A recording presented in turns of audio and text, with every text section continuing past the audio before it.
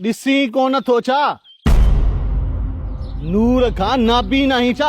सरदार बालाज खान बीठो आहे। अची पेरनि ते किरी सलाम कर सरदार खे। मुंशी दिल नाहे ठरियल, कोई सलाम थियो क्यों? वॾी ॻाल्हि आहे त मां ॾिसां पियो पंहिंजी अखियुनि सां त बालाज खान कीअं सुका ऐं सावा गॾु पियो थो साड़े। दिल ठरियल हुजे या न, सलाम तो तोखे करणो आहे, छाकाणि त बालाज खान हिन तर जो सरदार आहे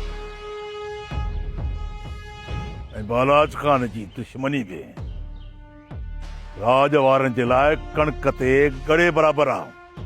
छो त बालाज खान जे बुल ते जेको बि चढ़ंदो आहे न, बोलाटी हिकड़ी खाराईंदो आहे बालाज खान हुनखे। दुश्मन सां दिल खोले निभाइबो सरदार बालाज खान। बाक़ी सलाम बि उनखे कबो जेको सलाम जे लाइक़ हूंदो। मल्हार चरियो थियो आई छा? सरदार बालाज खान असांजे सिरनि जो मालिक आहे। सिरनाबा हयातिन जो मालिक मुंहिंजो रब पाक आहे। बाक़ी सरदार बालाज खान पाण मज़ो ईंदो तोसां ॿीहर मुलाक़ात करण में, मज़ो ईंदो छाकाणि त बालाज खान जी दिली ख्वाहिश हूंदी तमाम जल्द वरी तोसां मिलजे। मूंखे तव्हांजो इंतजार रहंदो सरदार बालाज खान, पर कोशिश कजो पंहिंजी ज़बान कूड़ी न कजो।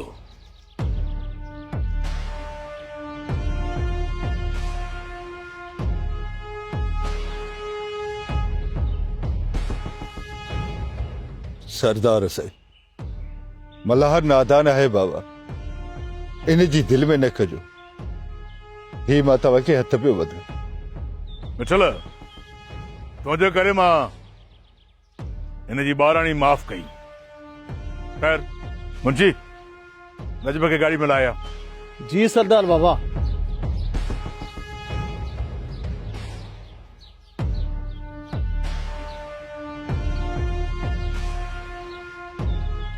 मिठल रजब खे ज़मानत ते आज़ाद कयो अथमि ऐं तुंहिंजे हवाले कयो अथमि।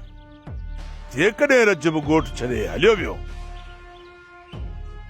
त पोइ रजब जो कर्ज़ तोखे भरणो पवंदो। सरदार साईं, रजब कॾहिं बि ॻोठ कोन छॾींदो। तव्हां पक कयो त कर्ज़ लाहिण जी बि कोशिश कंदो। मिठल जे करे तुंहिंजे पुट खे ॿुधी बर्दाश्त कयो आहे नूरल, पर हिनखे ॿुधाए छॾ त बालाज खान जबल आहे, जबल, रुख जो जबल। सरदार साईं, मल्हार खे माफ़ करे छॾियो। असां ही तव्हांखे हथ था वधूं।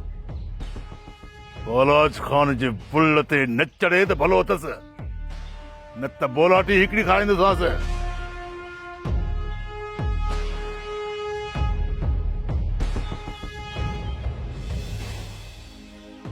रब पाक कंदो तुझे हयातीअ जा ॾींहं थोरा थींदा। बालाज खान थोरा वॾो ज़ालिम आहे। बालाज खान ॾाढो ज़ुल्म कयो थी मां ते, छल नाहक़ को पवंदो।